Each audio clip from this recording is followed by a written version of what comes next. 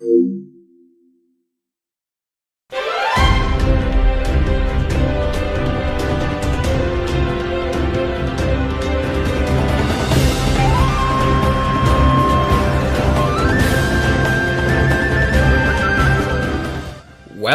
Super Mario Odyssey. I recently got a Nintendo Switch for Christmas along with Super Mario Odyssey, and I'm currently having a blast with it. In regards to the console itself, I'll talk about it another time, but for now let's look at the game in question. I was really looking forward to Odyssey since the first Mario Galaxy on the Wii is one of my favourite games of all time. Like, I'm talking top 5. And when Galaxy 2 kind of underwhelmed me and the lack of any interest in any of the Wii U titles made me skip that console altogether, I was excited to see a Mario game in this vein again, and I'm glad to say it has met expectations, but I think it falls just a tad short of perfect. Like all Marios before, we're saving the princess, except this time from a forced wedding, and we're joined by a sentient hat called Cappy, who provides Mario with these special abilities. And the two of them chase down Bowser in this hat-themed ship called the Odyssey.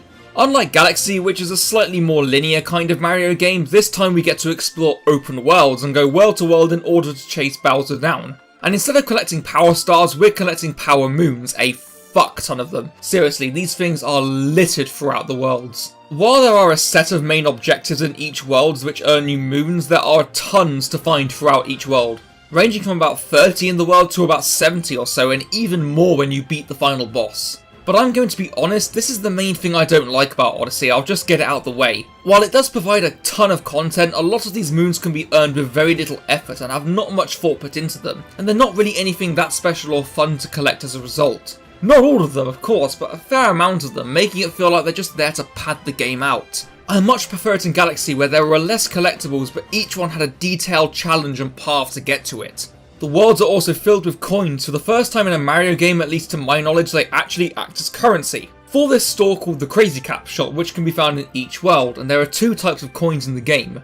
There's the standard yellow coins that can be used anywhere, but there are also these new purple coins that are stylized for each world, and can only be spent in the world they're collected in for some area-specific items. These coins are used to buy power-ups, moons, things to decorate the Odyssey, and a wide selection of cool costumes. Some of which are just for fun, and some that are used to gain certain moons or access new areas within the world, which despite being bloated with the amount of moons they contain are still great fun to explore. While a few of them are a bit dull and small like the Lost Kingdom and the Snow Kingdom, most of them are really enjoyable like the Sand Kingdom, the Seaside Kingdom, the Wooded Kingdom, and of course the Metro Kingdom. Each world has its own unique vibe and atmosphere, and they really do feel very alive, and exploring them is made a joy with the controls. While I'll admit, since it was my first time using a Switch controller, it took a bit of getting used to, but eventually I got the hang of it. While the game does recommend motion controls with the Joy-Cons, I found that holding the Joy-Cons felt a bit slippery in my hands, so I stuck to the controller format.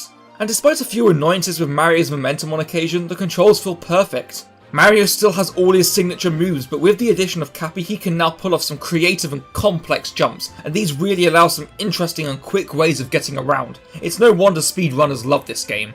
Of course, the main show here is the game's new mechanic, the capture ability, which allows Mario to control enemies, objects and other NPCs in the game and use their abilities, and it's a really fun concept. Some of my favourites are the stretchy legs guy, a tank, a Cheep Cheep and this fireball thing, although I do wish some of the captures were used a bit more and in some more creative ways. The game also has these sections where you play in the style of the original 8-bit Mario Bros, and they do make for some nice nostalgia while doing some really creative things with the level design. The bosses, I think, while still not very challenging, are much better than Galaxy's, and aside from the brutal boss fights, a lot of them require you to use the captures in really unique ways to beat them. Graphically, it's the best looking Mario game by far, and the music, like most Nintendo games, is top notch. Still not quite up to Galaxy's standard in my opinion, but still, it's fantastic, and that song Jump Up Superstar, fuck me, it's catchy. One thing that Odyssey really captures really well like Galaxy is this huge sense of adventure on this grand scale. Going world to world, meeting all these fun characters, and it all culminates in what I will happily admit is the best ending sequence in a Mario game ever. I just really appreciate the amount of effort and the level of detail Nintendo have put in here.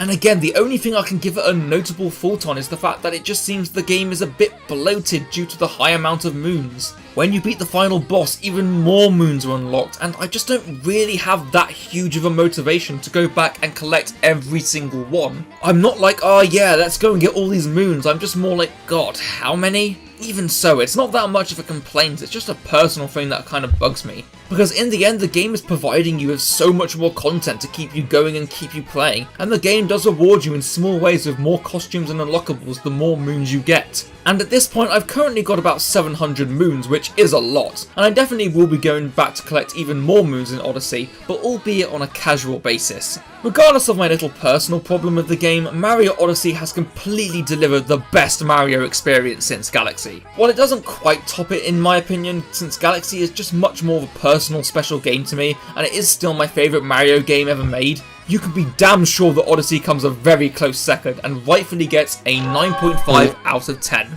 And Odyssey is only my introduction for the Nintendo Switch, a wonderfully unique console that I only have high hopes for after this. But hey, what an amazing game to start with, eh? Thank you so much for watching everybody, like and subscribe if you feel like it, and I'll see you next time.